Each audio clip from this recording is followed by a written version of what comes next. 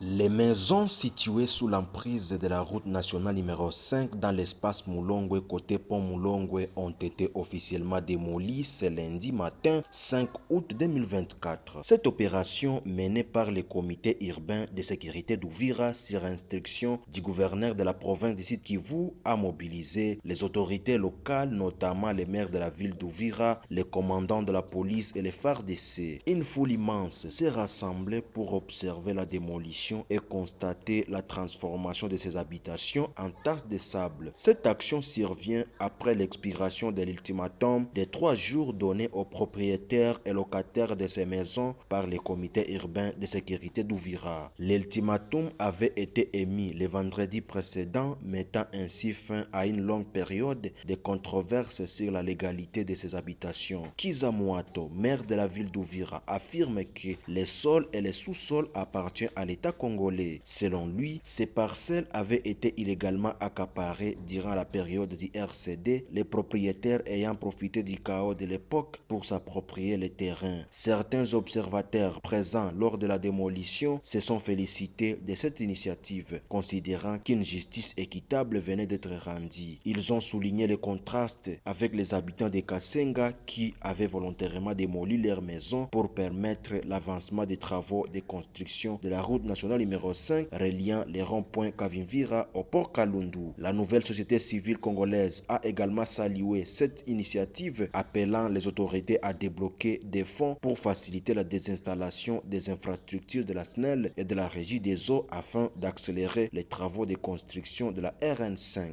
Cependant, d'autres voix se sont élevées pour condamner ce qu'elles qualifient de destruction arbitraire des maisons des citoyens paisibles. Ces critiques invitent les propriétaires à demander des dommages et intérêts à l'État congolais, arguant que nombreux d'entre eux possèdent des documents légaux prouvant leurs droits de propriété. Un défenseur judiciaire sous couvert d'anonymat a déclaré, je cite, « Les propriétaires de ces maisons ont occupé ces bâtiments pendant plusieurs années. Beaucoup détiennent des documents légaux leur conférant le droit d'occuper ces concessions. On ne peut pas fragiliser ces propriétaires, ils doivent être indemnisés. » Fin de citation. Cette démolition reflète un conflit plus large entre les besoins de développement infrastructurel et les droits des propriétés des citoyens. Tandis que les travaux de la route nationale numéro 5 progressent, la question des compensations et des droits de propriété reste en suspense, suscitant débats et tensions au sein de la communauté d'Uvira.